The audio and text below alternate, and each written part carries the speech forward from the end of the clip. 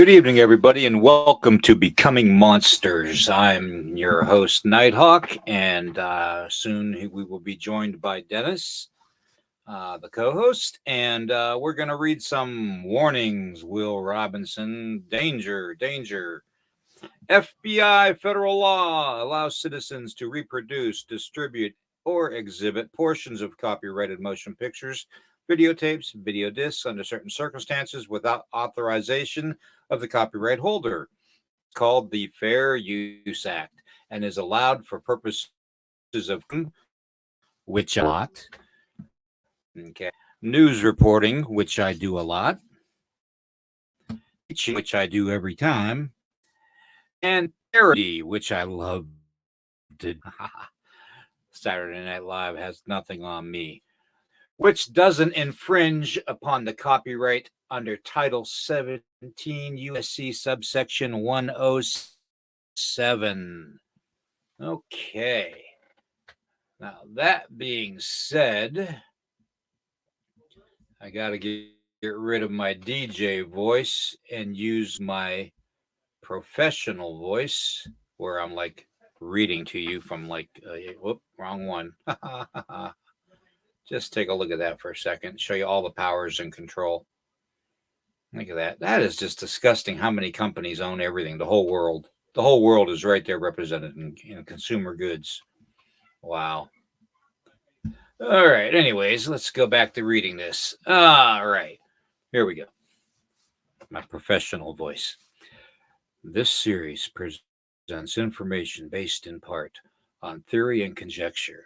The producer's purpose is to suggest some possible explanations, but not necessarily the only ones, to the mysteries we will examine. Okay, good sound effects. All right, let's put this on the screen and let you all stare at it for a while. Where is it? Where is it? There it is. Come on, you can do it, StreamYard. You can do it. Come on, StreamYard.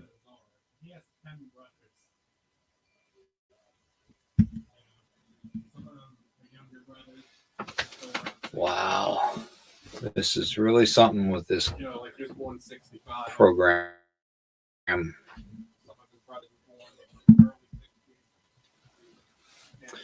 Trying to get that off the screen. There we go. If you notice, I blotted out YouTube. No, we're not. We're not banned from YouTube again, just so you know. But after my live coming up next week, I would imagine we are gonna be banned. Even though parody and criticism and all that good stuff and news reporting is allowed by federal law, I will be banned. I guarantee it. So next week, I would hold on to your ASSs. Let me tell you. All right. Anyways, we are getting into the subject tonight of shapeshifting. Now, I happen to know about this subject, growing up as I did, being Native American and having the I had. I know a little bit about this from the Native American standpoint. I'd say I probably have that covered. There are other theories out there on shapeshifting, and I'd really like to hear Dennis's view on some of them.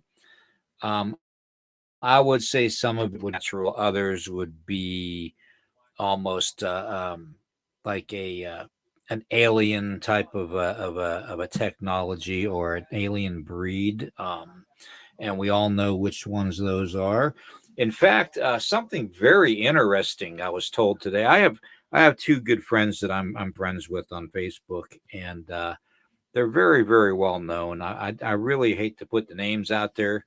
But I was listening to one of them today on her a speech she gave, and she was talking about how, she was talking about cattle mutilations and all this, and talking about the insect race taking over, and not liking humans and wanting all the humans off the planet and all that, and so they can have planet Earth themselves. Um, but she was also talking about there is probably more shape shifting aliens around us every day of our lives, and we don't even know. We could be standing next to them and not even realize it, because for the most part, they're putting out a holographic image that makes them look human, but it also makes us think that they appear human, if you know what I mean. In other words, it's a form of mind control. Okay. So, and others have that ability to do that all on their own. They don't need technology. So, but we're going to get into the gist of that. I'm going to bring Dennis on. Let me get this off the screen so you can see my lovely face. Don't run, don't scream, don't hide, but you might want to put your kids to bed, because once they see me, they won't go to sleep. All right. Okay, here I am. All right. Let's get patiently waiting in the back room. I would really, really love to hear his information. Good evening, Hello, William. brother. I have already shape shifted. Okay, I'm shape shifting right now. As a matter of fact, I'm looking like a tree. Anyway, it's kind of chilly You look outside. like you're So, getting ready to there go we go. rob There we go. somebody. Okay, I'm changing back now. Okay, you can't you can't smoke a pipe like that. I'm sorry. That's just no way. Kind of impedes you there a little bit. I'll tell you Yeah. what, we're going to be talking tonight about one of my favorite subjects, shape shifting. I believe that there is such a thing as being able to metamorphosize into what it is ever you may want to do, but there are certain ways to go about it. Right. My favorite cryptid, if that's what you want to call it, I call it supernatural creatures, a werewolf, of course, which is shapeshifter in itself. Um, but Mm-hmm. I think there's two ways you can look at shapeshifting, William. It can be a magical type thing. It can be brought about by dark magic. It can be brought about by something very similar to dark magic, dark science. So we can lump them two together.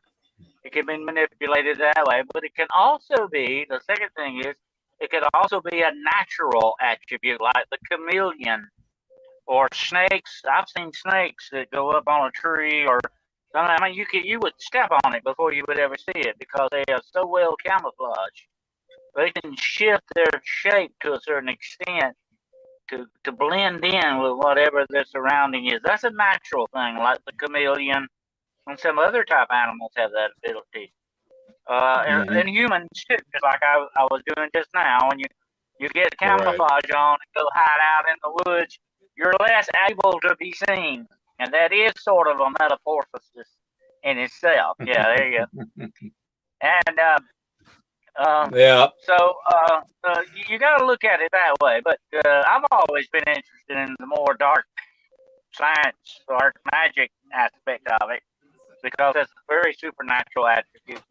But when you look at shapeshifting, it is supernatural to a certain extent. It's above natural, which is what the word supernatural means. Above the normal, above the natural, or beyond it. Right. So when you talk about shapeshifting, you have thousands of animals, not just werewolves, not just, or even skinwalkers for Mm-hmm. that matter. You have other people that are Yeah. able to do this. Supposedly the Aborigines in Australia. You have the even the Eskimos in the northern lands. Right. They are able to Right. shapeshift supposedly into bears and certain stuff like that. So Mm-hmm. this is not Yeah. prevalent to one part of the world. It's all over the place, and that's another one of those attributes you and I've Right. talked about so many times in the paranormal list. That worldwide and that shape shifting. It's fascinating. Yeah. Well, the parts that fascinate me are, this very dear friend of mine that I listen to a lot. Tracy and I listen to her, her podcast a lot. And another gentleman who actually sent me, and I got to say, Brandon, thank you for sending the gift. He actually sent me a nice spear and some survival food. So I want to say thank you. Uh, Also, they're two very very well known individuals that I highly respect. Um, and they are very well known. I don't want to give their full name, but the ones Linda. I was listening to Linda, and she said that there is approximately 30 million extraterrestrial hybrid in the world currently. Okay. And I don't know how she got that estimate, but that estimate is pretty solid as far as I can figure with the numbers that I count.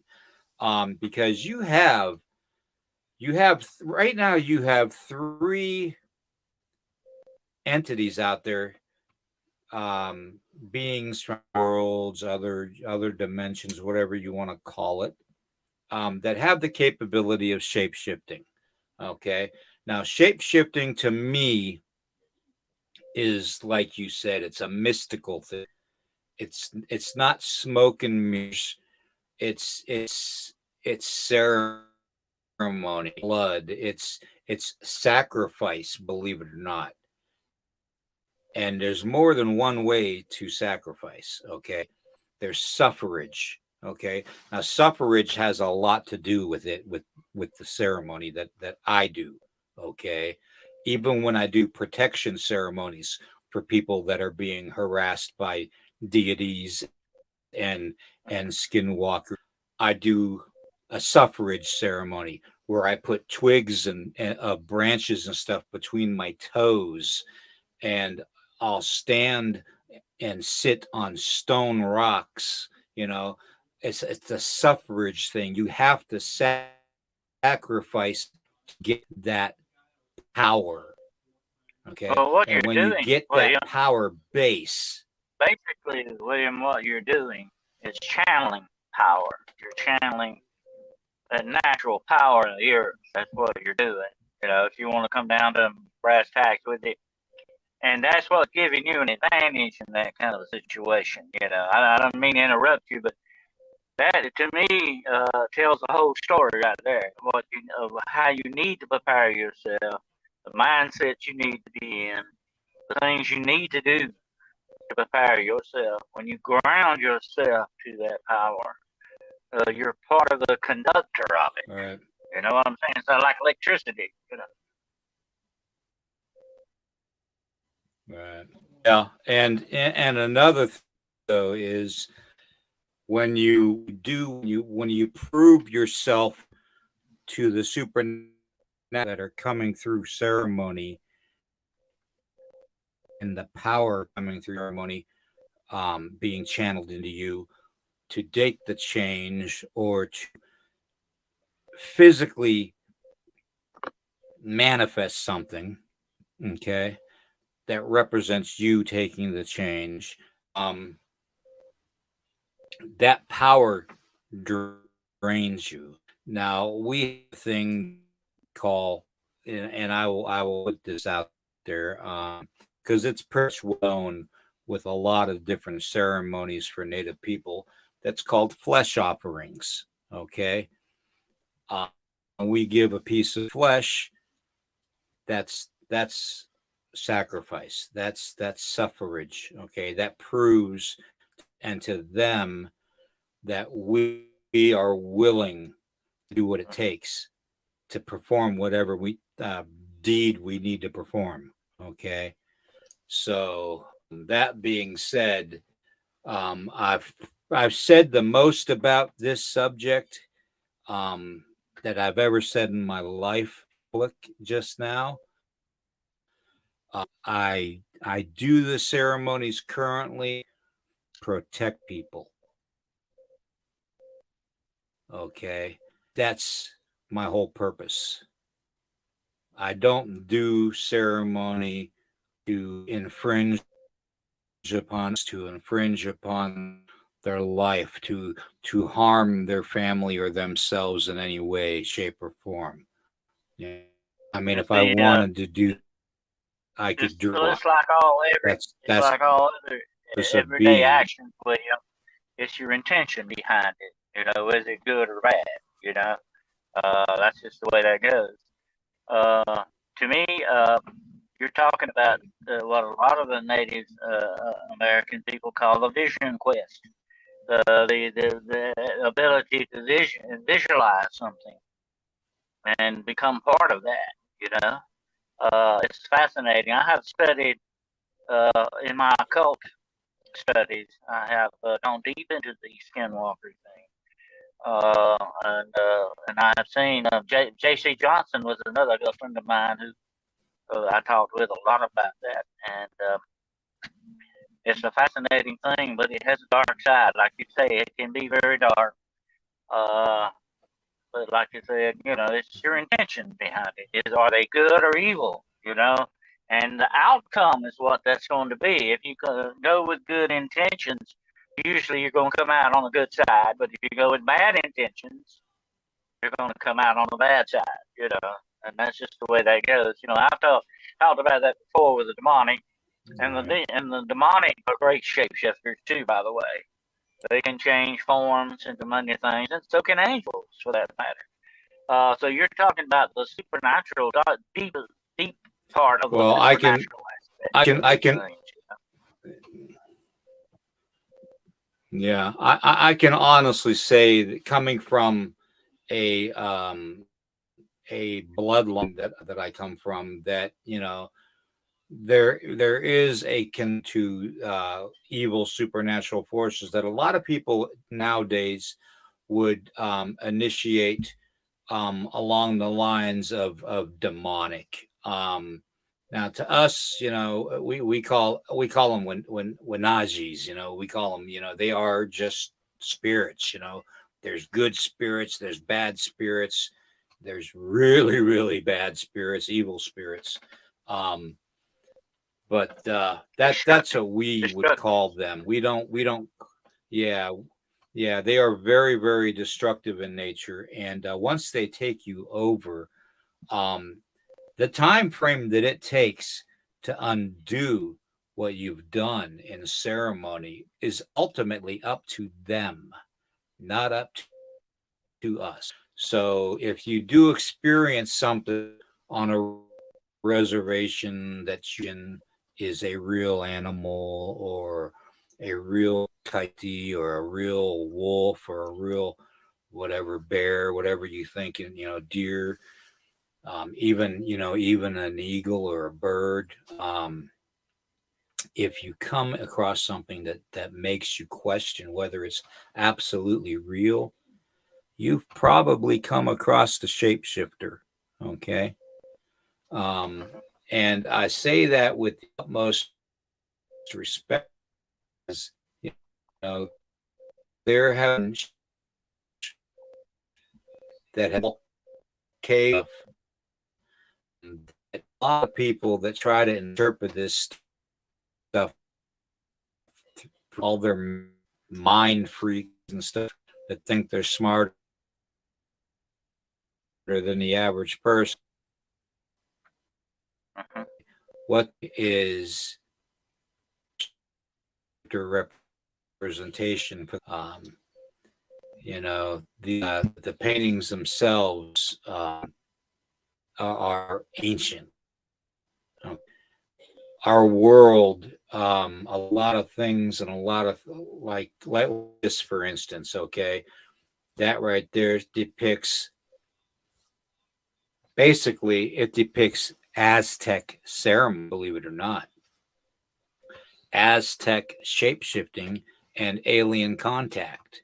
Okay, is what that cave mural there is actually depicting. Okay, um, but to make a long story, you can manifest in different types of things. it's based but you can control you want by a representation of whatever animal form you want to take. Now, this, for instance, you call them crawlers, rakes, whatever you want to call it. This, I'm not going to take for sure that it is a shape-shifting thing, but eyes are a dead giveaway. But then it's I'll say this almost way. just a Let me say demonic this. type of a representation. When it comes to the pale crawler, yeah, I'm kind of split on whether it's something that's an underground type dwelling type thing, or is it demonic, or is it both? That's an interesting aspect of it. But I kind of agree with what that lady you quoted at the beginning said. You can walk down the street, and without a doubt, somewhere in the crowd, you will pass something that appears to be human, but it's not. Yeah. I think that's out there, and without a doubt, I've seen some of it. Okay, and I know what I'm talking about, and so do you. These things have that ability to mimic human beings and to look like us and walk like us, but there's always something a little weird about them. There's always something off because they can't do it perfectly. They're not perfect and they can't do it perfectly. But it is that attribute. And if I were to say one of the greatest supernatural powers that exists would be the ability to shapeshift. Right. And one thing if anybody that's on here watching right now tonight has seen from my previous reptilian broadcast, that I gave out hints on how to really spot somebody that is a reptilian shapeshifter. Okay. The number one thing is going to be their gait. Okay. Their gait when they walk. Okay. They're not going to be as stable because they're trying to do it without the use of any type of appendage on the backside, if you know what I mean. Like a normal lizard would that walked on two legs. They would use their tail to help stabilize them. They're weak in the eyes too, William. They're weak in the eyes too. Yeah, they're weak in the eyes. Over the eyes that they want, right. And they also there is a they put off a smell of almost like if anybody has ever moist or plants after a rain, that's kind of the smell, light scent that they have.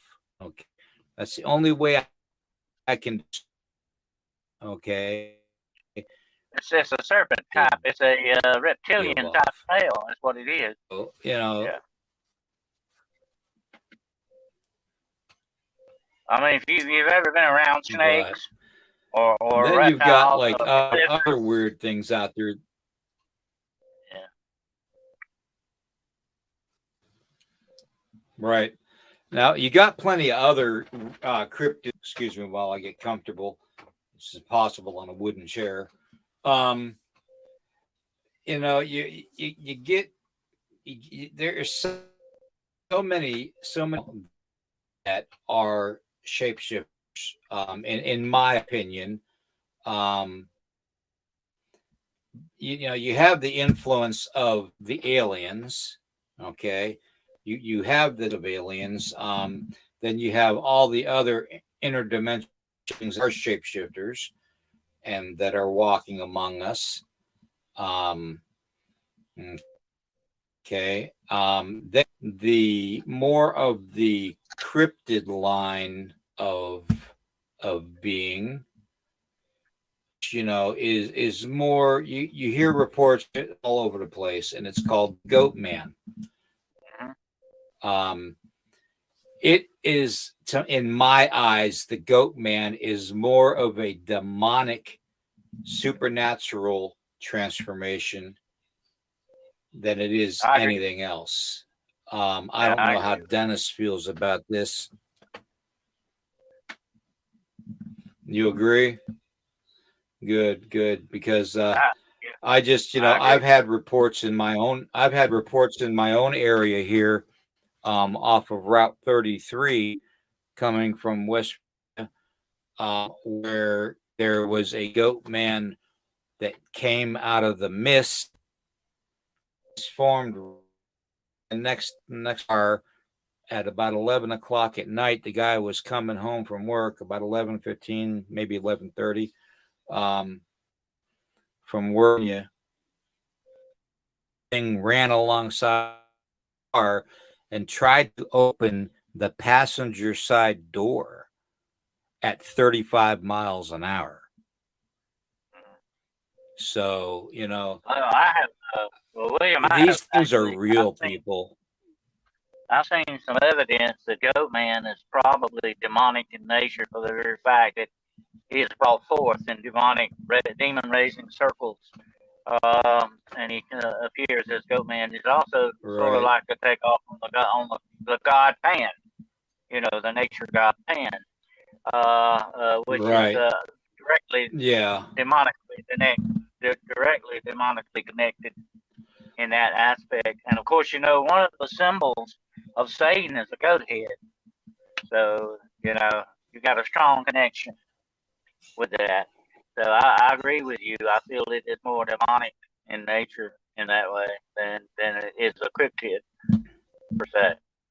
But you have some things what we would call, and we've called this in a lot of Now, occultic studies of these things that are called um, uh, freaks of nature. They're abnormal things that don't really appear in nature. Usually they're demonic in that respect.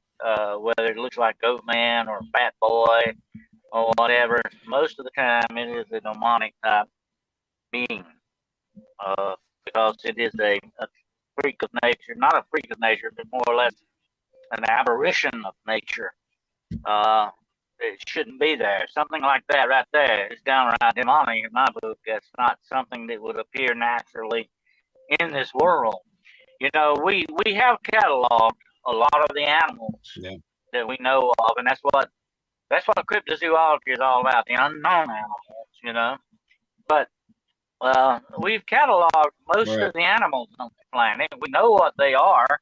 We know what their evolution or their actual ability to adapt is what I believe is more than evolution per se. But anyway, um, we know about animals a lot. Biology, we have a science Well, of they biology. say, And some of Dennis, these things are not supposed to be here. That's what I say. A yeah, lot of times, they're not supposed to be right. here. Where did they come from?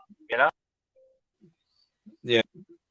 Yeah, Dennis, there has been said that we've only experienced, and explored and discovered about 10% of the actual life on this planet. And that doesn't even include marine life. We're talking land-based life, um, cryptids and stuff that are reported all around the world that people laugh and scoff at and tell people they're crazy, are going to eventually one day realize, oh my God, these things are here. You know, um, there is shape shifting, like you said in the beginning, where you can do it physically with your own, whether it's camouflage jackets and hooded masks and stuff to blend in. You could use your own environment around you to camouflage you. I've done that hundreds of times in the military. I've even done it to keep warm in the military too, to tell you the truth. Um, but the supernatural aspect of it is probably the strongest connection to shape shifting that we could find, other than technology or alien life, um, having the ability to do it. So, and we all know there have been reports of the big. One minute he's standing in front of you, and the next he is walking towards you, and then the thing you see is say a red fox walking towards you. You know, is there a reason that reports of Bigfoot manifesting itself into other forms? Now, I understand that the best thing to do to camouflage yourself is first off stands completely still and don't move. Okay, um, and limit your breathing, relax your whole body, and try to just melt into the. Okay, um, that's what you would think that this type of a being would be able to do to avoid being seen. Getting down on all fours and making itself appear like a tree trunk would be another good one.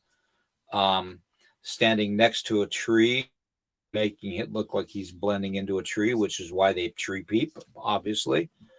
Um, but there are so many reports of big, and then of an eye, the person seeing something else in front of him that isn't a Bigfoot. How do we explain that? I mean, that's shape shifting Well, to a point. I go It's back. either a Bigfoot, it's shape shifting, or it's an alien pretending to be a Bigfoot. I So go back to my own I don't know. personal I mean, experience take your with pick. Bigfoot. I go back to my own personal experience with Bigfoot. What I saw so quickly was gone so quickly. I came to the conclusion that it is either one of three things. It either disappeared completely, or it stepped into a portal, or it shapeshifted into something else. That had to be my three things to look at there, the basic things, because of my own experience with what I saw, and how quickly it got away from me, how quickly I lost it. That it was just not possible for a living human type being like this thing is to have gotten away from me that quickly without it being some kind of special something going on there. You know what I'm saying? And that was my own personal experience. And I know Right. there have been, and I've had a lot of people tell me they've had the very same type of experience with this being. And like we were talking about aliens a few moments ago. If aliens have the greatest technologies they're supposed to have, definitely one of their attributes they would have already conquered technological wise would be the ability to shapeshift. I believe that's part of their science. Would Yeah. definitely be in that. But as for Bigfoot, I think it's something Yeah. naturally occurring Yeah. with Sasquatch. I think it's something he can naturally do. That's just my own personal feeling. Well, there's a lot of researchers out there, and I could name some, but I'm not going to because it's very unprofessional to do that. Um, but there are some researchers out there that strictly believe that Bigfoot is flesh and blood, and all these other cryptids like Dogmen are flesh and blood. You know, maybe it's just me, and the way I was raised and brought up. Um, but to me, there is a mystical, magical connection. Okay. And, you know, Well, look at it this way, William. Okay, let's look at it this way a minute. I believe he's flesh and blood, same as you and me, but he may have special abilities that enable him to survive, to do things. There may be one part of him that's flesh and blood. You could probably kill him if you had the right thing, and I wouldn't want to do that. But I'm just saying, if you were determined to do it, you might do it.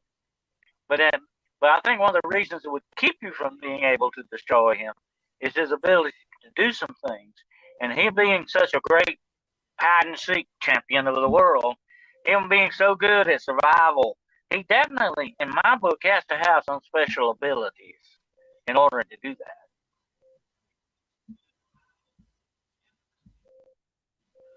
okay. Now, my next question is what about this one? what's the possibilities of the Mothman being a shapeshifter? I mean, There are some reports of that. There are some reports that Mothman possibility. I think, to me, he is there again, the red eyes and all that, like we've talked about before. It's downright demonic connection with them going on. And if he has a demonic connection, he definitely has the ability to shape shift. Right. That goes with territory. Yes. I agree. I agree 100%. I'm gonna get back to chat. I'll tell you this, William. In my own paranormal career, and I've been doing this now for well over 55 years.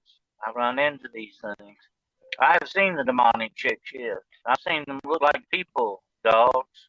I've seen them take on different forms, even shadow people. They can do different things. I think they're even sometimes maybe the men in black. I had a run in with them. And that was to me, a downright demonic feeling to that run in I had with them. So you got to look at that this way. When you deal with supernatural beings, right. I think part of their repertoire, part of their abilities is definitely shape-shifting, and like where you have the many stories of the werewolf of old who could shape shift because he would put on the belt, he put on the wolf pelt, and he became a wolf. And usually the werewolves we're talking about are not the wolf men. We got to differentiate between that for a moment. The wolf man is the man, he walks on two legs, kind of like the Dogman. He walks on two legs and looks more like the attributes of a man. Right. But it's part man, part wolf. But a true werewolf runs on all fours. It turns into a big wolf. You might remember that video I sent you of that wolf in the Yellowstone. That was a big wolf, and that would be what I would term what a werewolf would look like. Yeah. So right. you're talking about a different shape shifting kind of thing going on here too. When you talk about werewolves, they can go two different ways that way. And who knows, there may be a third way we don't know about. But the Dogman we know doesn't do that. He's a straight out cryptid. Although I think he may have some demonical type attributes to him as well. But we don't know. There have been reports of Dogman supposedly shape shifting. We've got to look at that too. There have been some reports of that. Now you have to look at follicles too. A lot of people bring this up. Was talking about Bigfoot. People say that and can change into a tree, and that it has hair follicles like that of the polar bee to reflect light. But he is a flesh belief individual, which is fine. I'm perfectly fine with everybody with their own opinion. That doesn't affect my opinion, because I've grown up around it. But there is reports also of Bigfoot being seen coming out of UFOs, being let down from UFOs. Is there a possibility that Bigfoot's DNA has been altered to a point by alien races through genetic manipulation, gene manipulation, to the point where they made them to have this capability of, even though they're flesh and blood, to change into or to change the way we view them, if you know what I mean? Well, here's an interesting hypothesis for you, William. What if Neanderthal man is really Bigfoot, and they took him and screwed around with his DNA? I'm talking about aliens. They screwed around with his DNA, made what we Mhm. know today as Sasquatch, was really once upon a time a Neanderthal man or a Cro-Magnon man. What if they did that? And in the process, you gave him those abilities to be able to hide himself or something. What if this is some type of alien manipulation that's going on? Hey, that could explain Dogman too a little bit. What if they're messing around with genetics and they took a Cro-Magnon man or a Neanderthal man and blended him with a wolf and made a Dogman? You know what I'm saying? So you're looking at some very interesting hypotheses Right. here because that could explain a lot if you look at it that Right. way. You know. True. Very true. Even our own government, has been known to mess with gene manipulation, and among other things. And that was my next come into as far as shape shifting, and for a fact, and this is probably why our audio and our videos being that our melting technology and to close climate. There we go. I'm back. Okay. Anyways, they have achieved that cloaking technology, and I believe they've actually gained that technology from the observation through alien help and foot.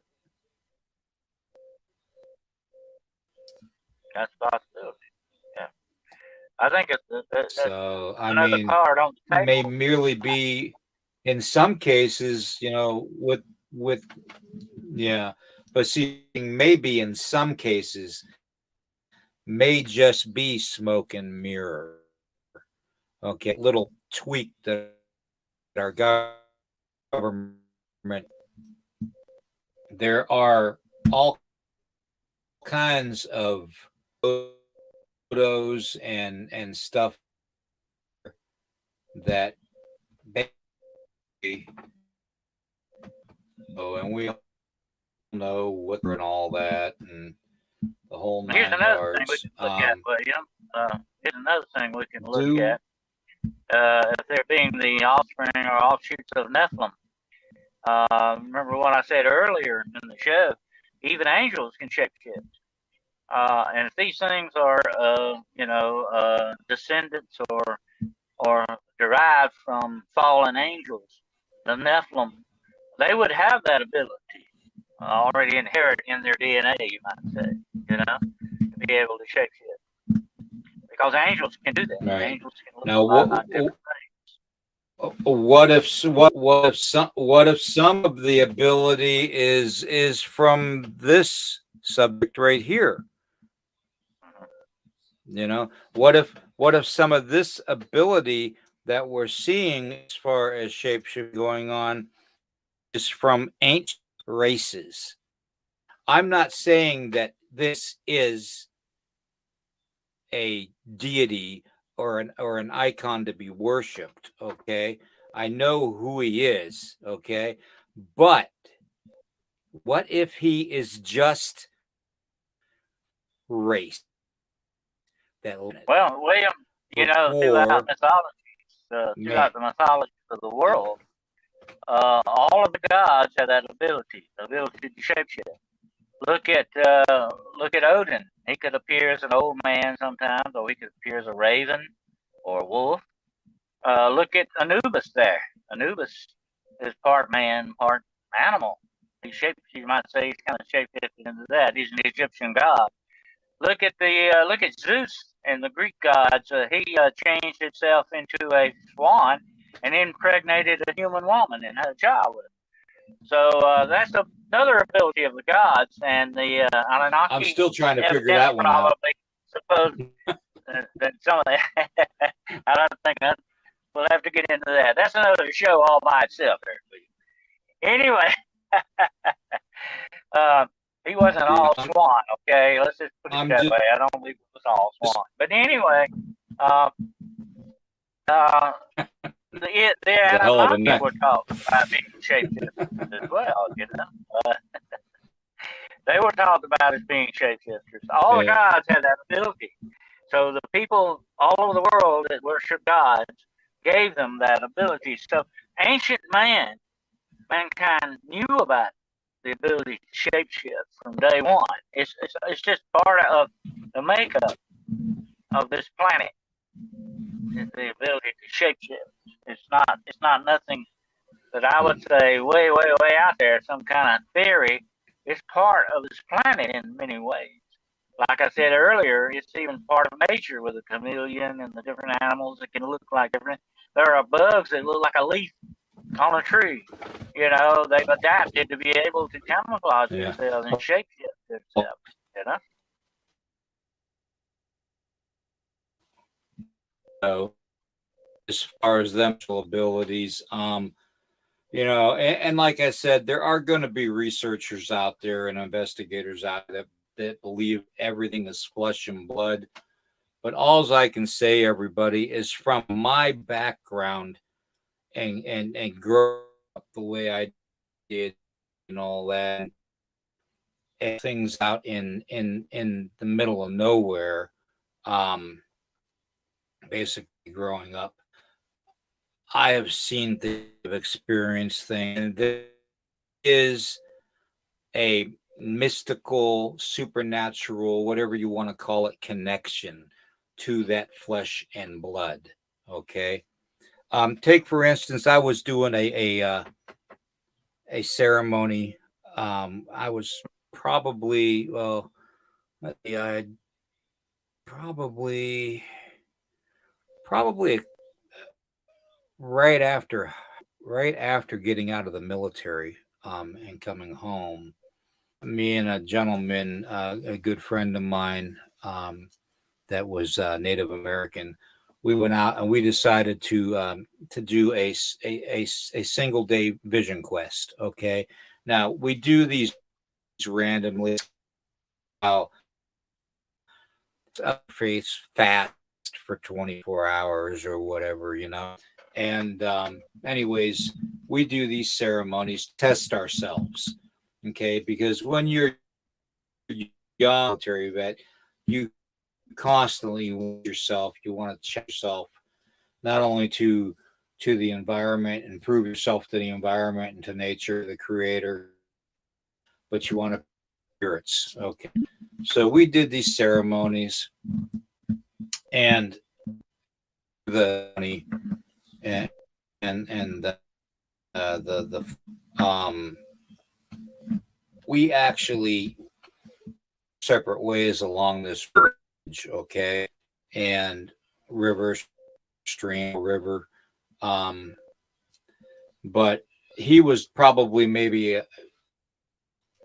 from me, and I was standing at the water's edge, and I had just put my bare feet into the water, and I gripped the earth and the stones and the wall, and something told me to look down at my feet, and I did exactly that. I listened to that like it was being told to me outside my body, like my body was shut. Okay, but it wasn't. It was through the mind. And I reached down between my feet and I pulled up an obsidian spearhead about 3 inches long. Okay, a fishing spearhead made of pure obsidian, just laying there at my feet, okay, as a gift, okay. And I laid tobacco down to say thank you, and I picked it up, and I turned to my right to look at the other edge of the river, okay, or the stream, whatever you want to call it. And there, standing amongst the thick green foliage, I could make out this huge, dark figure standing there watching me.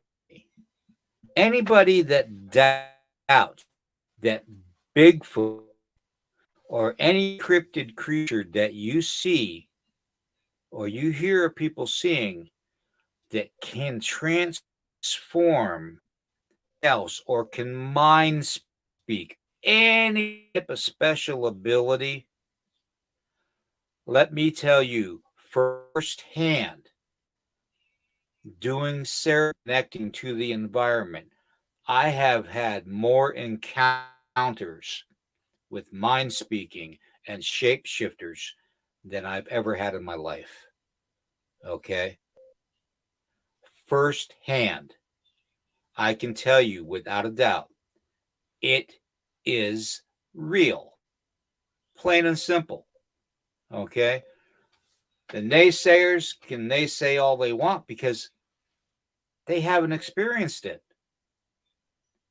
And Once you half see of them, it, if they do experience it, yeah, once you see it, you believe yeah, it for sure. I mean, there's always that part of us that I don't know why it's just being human, but the seeing is truly believing. yeah, I mean, you may believe it, but it's sort of like it's putting the icing on the cake for you when you see it. You know, I mean, when you firsthand see it with your own eyes, you see something like yeah, that magically transform or take on form.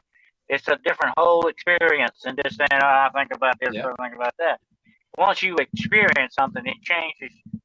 It gives you that different perspective, and I think it's good in a yeah, way that you do see it, that you do experience it, because it gives you firsthand knowledge that they can't take away from you. Okay, but right, right, we talk about when you talk about shape shifting. I think, like I said, I think it's a part of this world in some aspects. It definitely is a part of our folklore. It is a part of our well, our, there's been our history and our nature. you've yeah, Definitely. we've had we've had mystics and we've had oracles and we've had Merlin the magician, all these people throughout history that have had these special gifts that were given to them, okay, Yeah. And by the and creator. And look at the Irish. Look at the Irish fairies. They could shape shift. I think they were yeah, really. I believe that there were true Fae people. I believe they were a separate race of people. I believe they were an ancient race of people. But anyway, I believe they did exist to a certain degree. Not like the Walt Disney version. We have to put that out of our mind. They weren't Tinkerbell. Okay. But I do believe these people existed, and I believe they had special abilities like you're talking about. And one of those abilities may be the ability to shapeshift. And here's another thing: look at the Irish puka. The very famous movie with Jimmy Stewart and the big white mhm, rabbit. Harvey. He was a puka, which is yeah, a elemental spirit. It could look like a rabbit. It could look like a squirrel if you wanted to. It could take any form in nature. And then you have the water horses.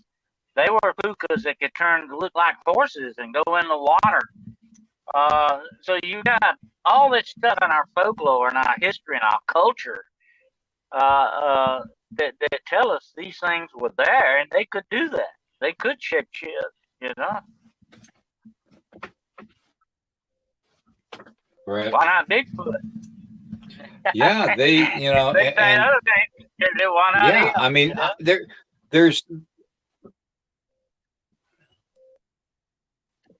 the undiscovered species couldn't have spillion, okay, adapt to their environment.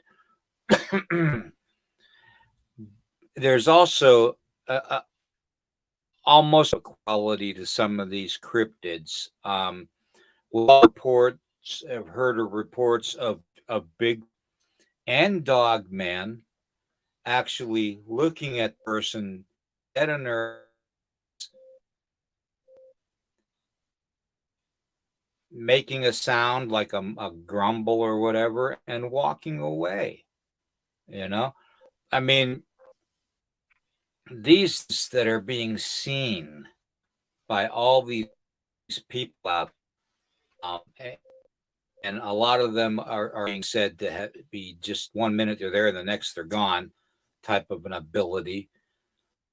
These are all special abilities that they were gifted by the Creator, and that through their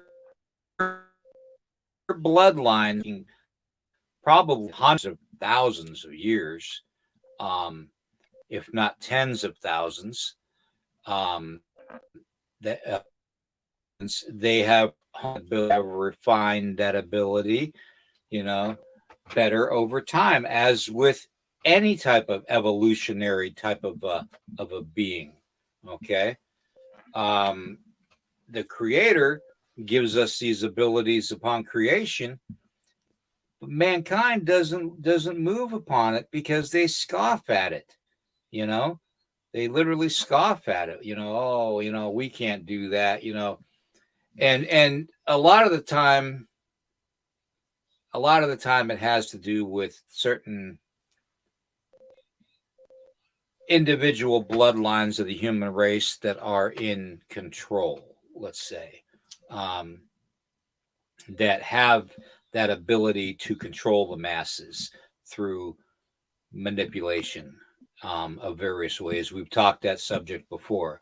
But it is what it is. These creatures, these beings, these cryptid creatures, whatever you want to call them, these entities have, whether it's a supernatural ability, a mystical, magical ability, a technological ability, or a special mind speak type of an ability to make themselves appear as something else.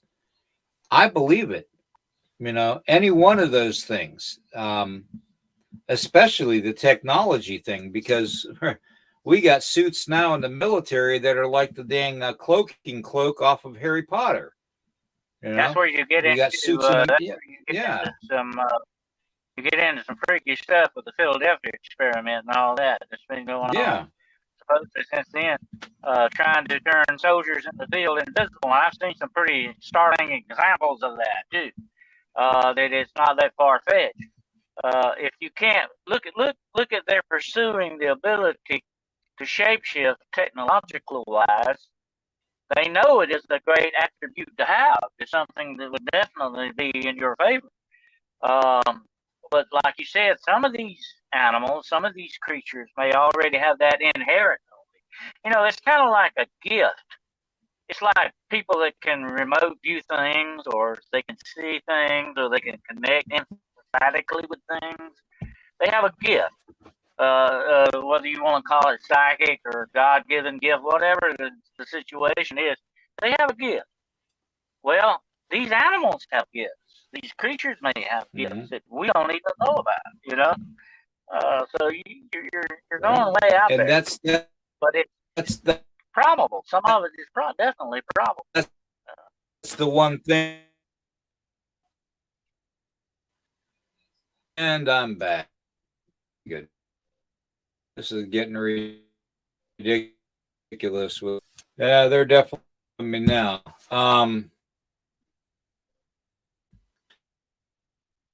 I want to stop people out there. I know you all have been very patient to keep up with it, but it's really going crazy. Good to see you. Chiro. Let me see. Good to see you. BBD Warrior. See, I got that right this time. I didn't mutilate it as a blah, blah, blah, blah. That's all, folks. Anyways, Red Raider, good to see you, my friend. Good to see you. Wild Gamer Jimbo.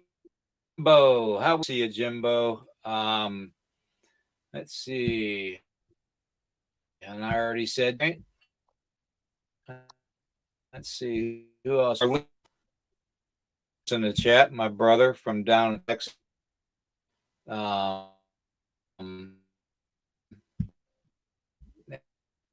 He took family to dinner tonight and didn't didn't invite us to go to dinner. Ah, man. Okay, let's see who else we got here. Scott, good to see you. Brandy from Blondes and Booze. That's it. Okay, I think I said hello to everyone, and I will catch you. But you all mean the world to us. So everybody, and we bring them into the discussion.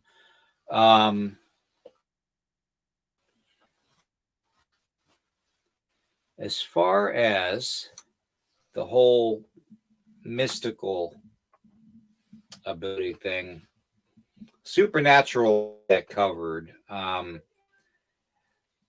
Basically,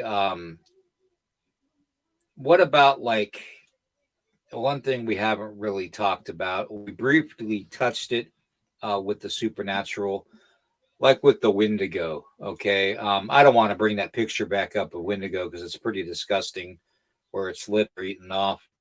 But what the heck? I'll bring it back on just to show everybody. According to the legend of the Wendigo, it can take on many attributes of nature. It can have the horns of the deer and all this stuff. But its main focus, I think, is possession of people. It can take the spiritual thing can take over people, and then when it takes over these people, it actually changes their shape. They actually change their not only their personality, of course, that's what possession does. But I want to tell you this, William. I have actually seen film. I've been there in the room when people have been taken over by demonic entities, and I have seen their faces change. They don't even look the same. I mean, their whole personality, their whole attribute about them changes completely. They change from the inside out, and all of a sudden, and I've seen this actually occur on film, where the face begins to change, it begins to move, and to shape itself, form in a different way. You talk about something freaky to see, but that is true. I've seen that with my own eyes. Right. The ability to shapeshift is definitely there. And that's the thing about the Wendigo. Supposedly, when it takes you over and turns you into definitely there. What it has become, it changes you not only spiritually, but physically as well. Right. Now, the entities that we call the reptilian race are a very, very prominent race in that has been with mankind basically in the shadows. And I'm probably going to be in trouble for saying this. Basically, ultimately, trying to vie for control of our planet and the people upon it against two other races. It's the reptilians are fighting the tall whites and the Nordics for control of our race and our planet. And it's been that way secretively for thousands upon thousands of years. You see, back about 12,000 years ago, it was alleged that there was a great war in the skies, and it was these races fighting amongst each other for control of this planet. The reptilians want to control us and enslave us, but the Nordics and the whites want to just keep us the way we are and let us evolve into something more. Now, shapeshifting, these are thought of because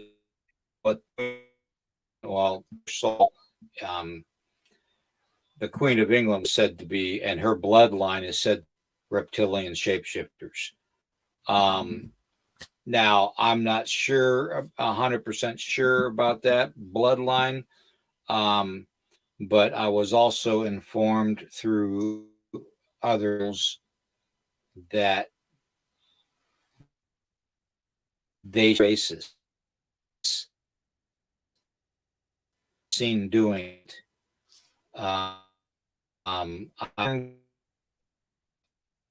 by a friend that told me that when Vladimir Putin, went to see Queen Elizabeth, basically came walking in the room. Putin was sitting, and she changed into this 15-foot tall reptilian right in front of him. So, and that's why basically he kind of never messed with the United Kingdom, because it kind of caught him off guard. And apparently this Russian friend of mine said that Putin got closer to his faith in God because of it, which I can understand that. I mean, that would definitely make me want to get closer to God too. But yeah, I mean, you hear all over the world, reptilians change, people's eyes changing. Like you said, eyes are hard to control. Their gait of walk, their stability, their equilibrium's kind of hard to, because they don't have that shapeshift into human form.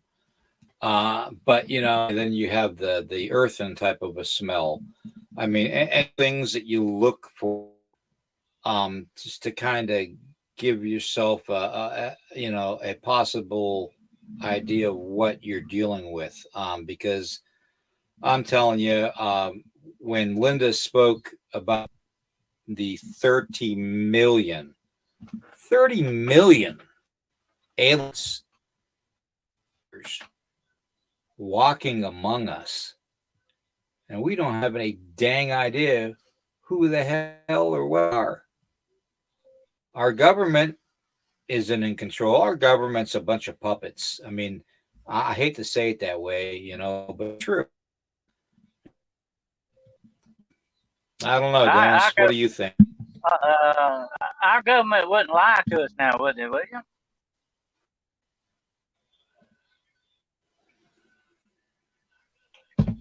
I'll take the fifth. I'm going to tell you this, okay? And to me, there is a definite demonic connection with the reptilians, okay? And, there have been many instances, not just in biblical texts, but also in other folklore and culture texts, of a war in heaven between two opposing forces. Whether it were the good angels and the bad angels, as Michael and his angels against the devil and his angels, or whether it was the reptilians against the Nordic type aliens, tall white aliens, or in different other cultures tell a different story as well. But here's the interesting thing: something did take place. Definitely something happened to institute these stories. But to me, it would be not that far-fetched if there weren't that many beings like I said, walking around looking like humans but not being real humans. Would not be that far-fetched to me. I believe that you will walk down the street, and this is my own personal belief now. You can walk down the street and brush shoulders with an angel, or look into the face of a murderer and never know it. These things are out there. They are real. Believe me, I can attest to that my own back. You can too. We both can sit here tonight and tell people this stuff is real. It's nothing made up. We know that there are supernatural beings out there. Whether they are alien or angelic or whatever the case may be, they are out there without a doubt. And be careful, because it's a very dangerous world out there. Yep. You never know what you're going to engage yourself with. Yep. Hey, Joey. Yeah. They are definitely, like Joey's stating here, with the government being involved. They're definitely involved. They're definitely covering it up. That is for sure. Where I live currently, And the group of individuals I'm going to put together here for this spring to go investigate a certain area. There are houses on this mountain, communities, let's say, that I have gotten reports of reptilians living in this community. And it's not a real, I mean, it's isolated, but it's like a neighborhood, but it's forested mountain. Okay. So I was wanting to put it, I believe it, William. together to go up there. We can get it. I believe that there could possibly be a reptilian connection with the cryptids as well. I believe that would go along with that as well. There could possibly be that connection there. If they are so deep into the government, deep into other things like that, I guarantee you they are into the cryptid world as well.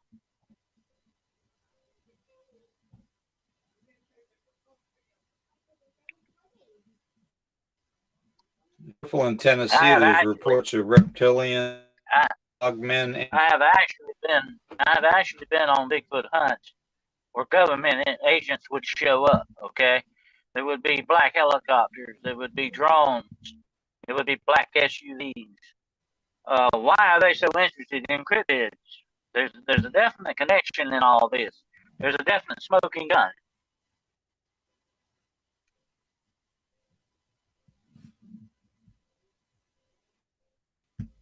Definitely a smoking gun, and that's connected to the government too.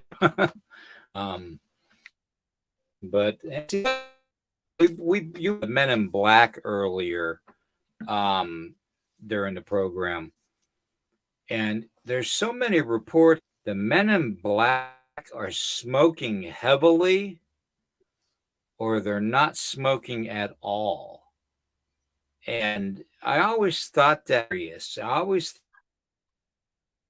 in black, that smoking heavily, actually humans are government.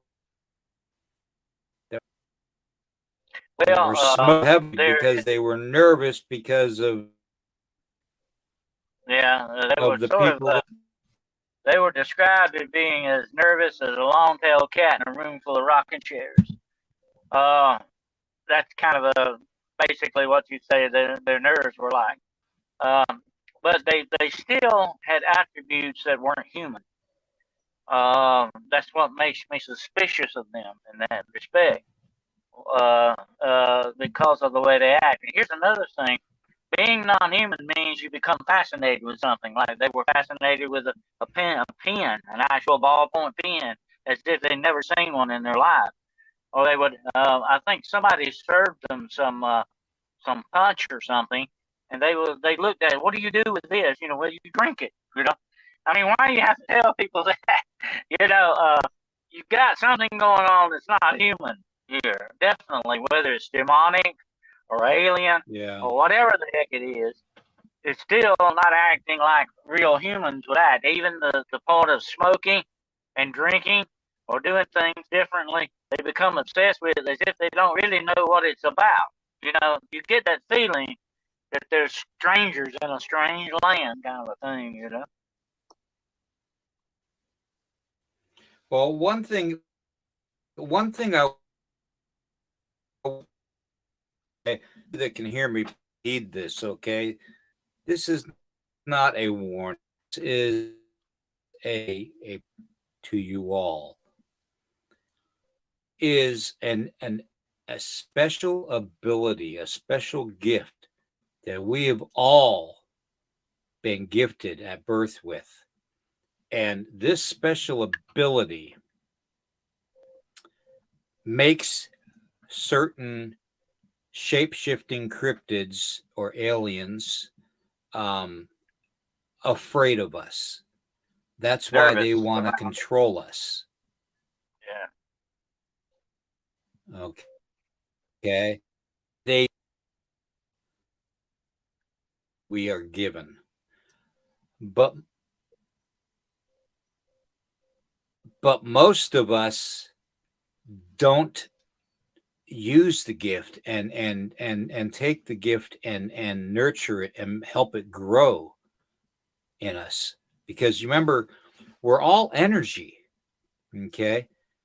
And we can do whatever they can do, and we could probably do it better if we realize the gift inside us, each of us. Some of us have the innate ability to mind speak. Some of us have the innate ability to our energy to manifest balls of energy. These are all, and these are all proven too. If you look to the Asian culture, all these cultures are proven through the Tibetan and all that type of culture. They practice with chi, and they make the energy ball stuff, or they levitate. They're all special abilities that make these other entities afraid of humankind. Okay. And each and every one of us has that ability. Okay. And I And tell you what, then William, the second if backup we we've have got, that ability, is faith. Okay. Faith in our creator. No matter what your faith is, stand in your faith. Okay.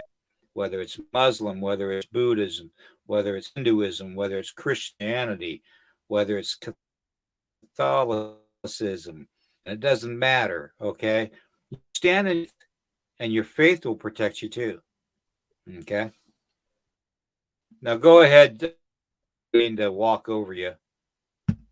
well, I'm just going to say that if we have those abilities, if we are that favored as children of God, that would be one reason why they would hate us and be fearful of us. Usually, you hate what you're afraid of, Mm-hmm. or you're afraid of what you hate, whichever the way ball bounces. Right. And that would be one of the things, Yep. one of the reasons why that they want to interfere with us so much. One of the reasons why they want to drag us down or take us down below their level, because they figure that we are children of God, put it that way, spiritually. And many texts throughout the world state that very fact, that we are spiritually higher than these things. And that's definitely why they would be fearful and hateful of us. I agree with that, and I believe that's one of the attributes that we have that sets us apart from these other beings, even though they may be supernatural in nature. They don't have Right. that ability. They don't have that tell-all gene that we have, or whatever it may be, that we possess. Right. Right. They always talk about how people, when they are experiencing high levels of excitement, they get that adrenaline rush. They have that superhuman strength of lifting cars off of people that are trapped, ripping doors off of cars that are on fire. Um, you see all the time of these humans walking on broken glass, flames, and burning charcoal for 100 feet. Thing happens to the bottom of their feet. You see these I believe too, all over the William, that we place. possess. Levitation. I believe too that we possess a higher spirituality in these things. Not only in physical strength or physical attributes that they Yeah. don't have, but I think we have a higher spirituality to us, and that is why we're on their list. I think that's one of the big reasons why.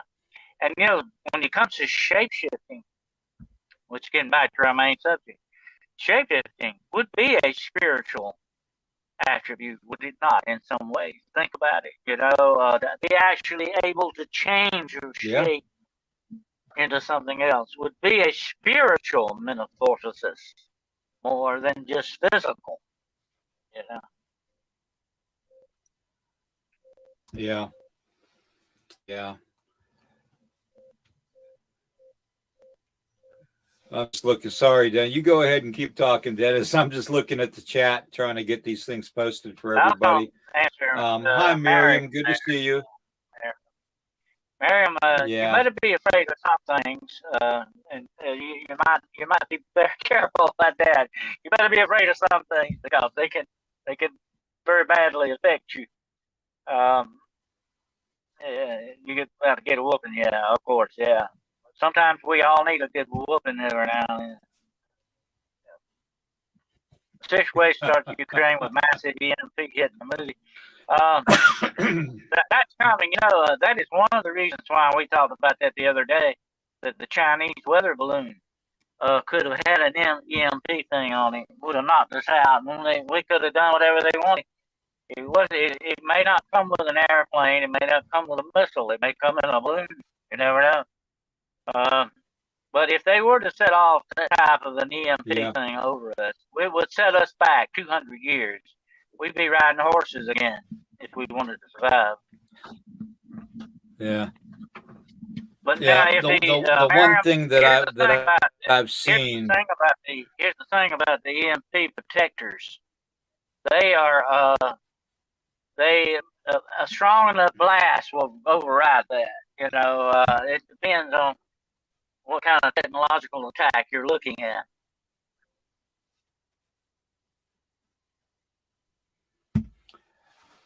Yeah, well, then again, are you going to want to have an EMP protector for your home when your home's going to be off the grid anyways? So it doesn't really matter unless it's a solar powered home, or you have generator power, solar generator or whatever power to use.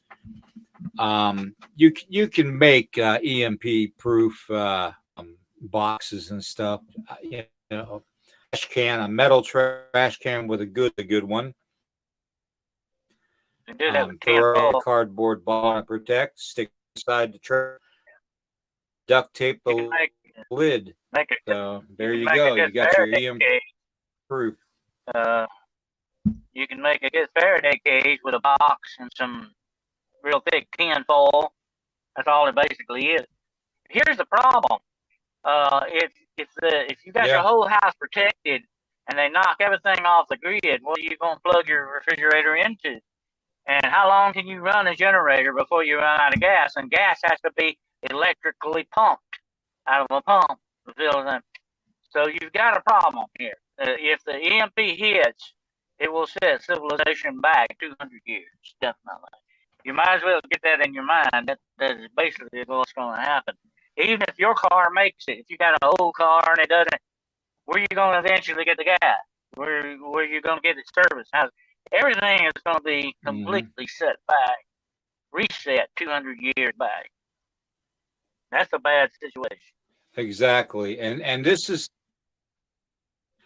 on the one of the programs, the last programs I had. I believe it was last week, on the morning program. I believe I brought up the fact that we need to checklist people that are in geographical locations that can help one another. Situations than another. That's why we have the Weirdo Warrior family. And if you're part of your family and you know it, you better buy the mug. I'm telling you. So, anyways, that's why you need a network. That's why the Weirdo Warrior family. So, yeah, you got a network. Yeah, you have people in the chat with military background. You got people in the towns, scientific backgrounds, educational backgrounds. You got all this wealth of knowledge in the chat, in the Weirdo Warrior family. That there's no reason in the world, if something does happen, we can't help one another out. So, but we need to have a way to get a hold of everybody. That's the thing. Because when technology shits the bed, and it will, we need to have that ability to get a hold of people. So It's that's a the bad thing. thing. And that It's a is bad where it thing. lies.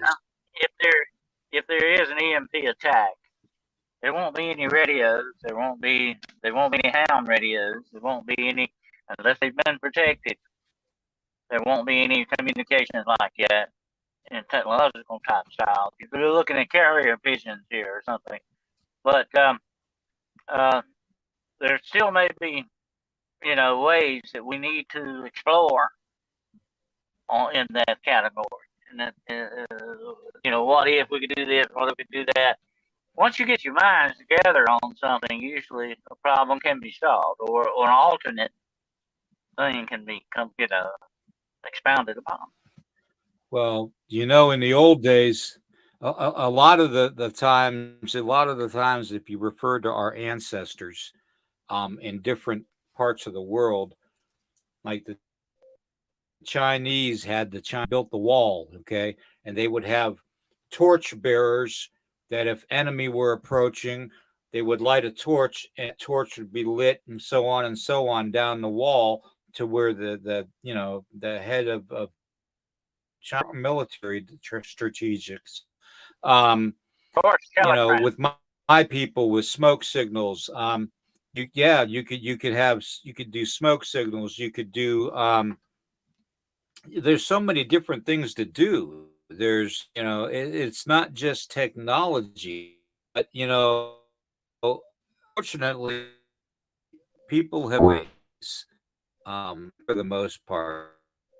You know, You got to they have need that their network chain in place. great grandmother used to do. Yeah. The chain is only as strong as every So, link that but links it yeah, pulls it holograms is together. definitely going to play a part.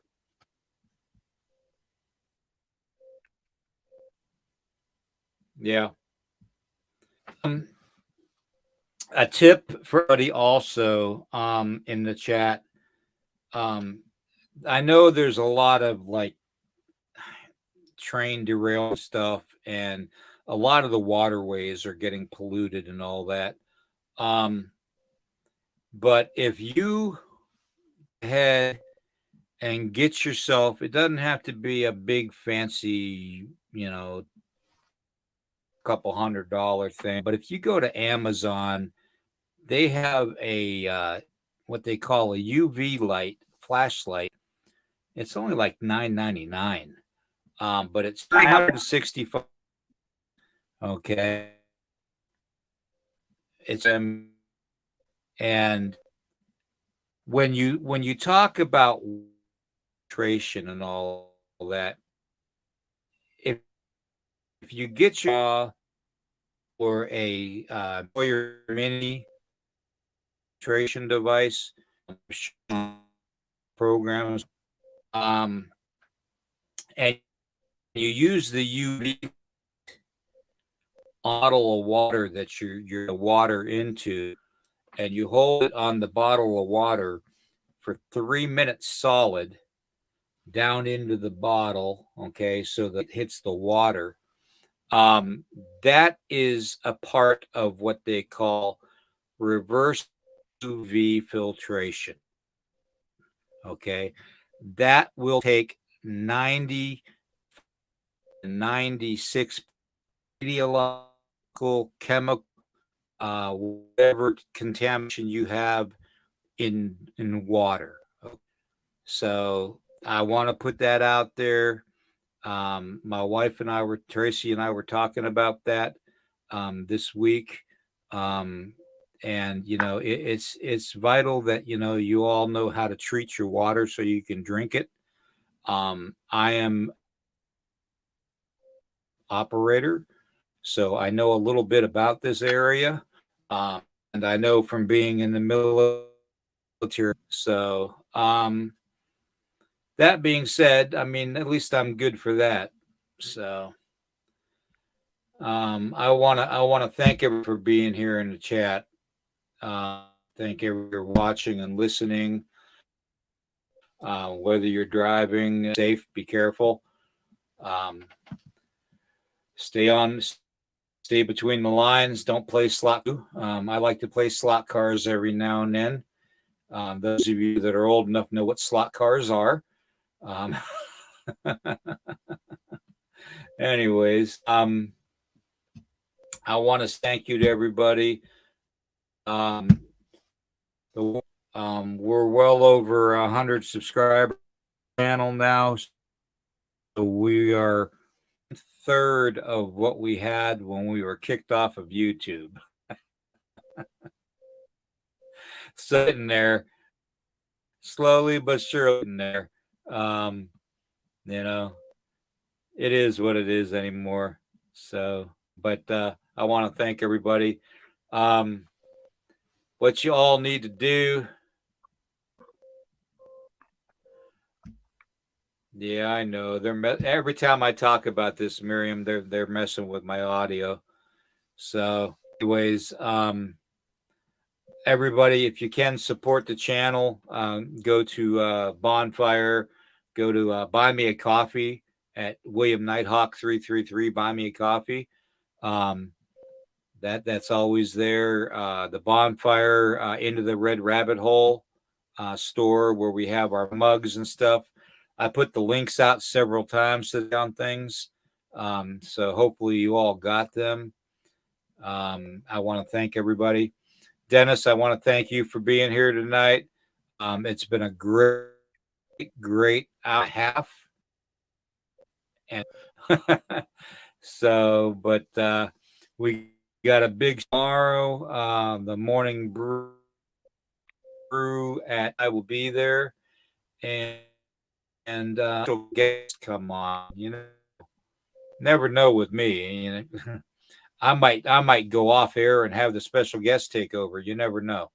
So, but I'll talk to him tonight. Okay, or her. Talk to him or her tonight. So just so you.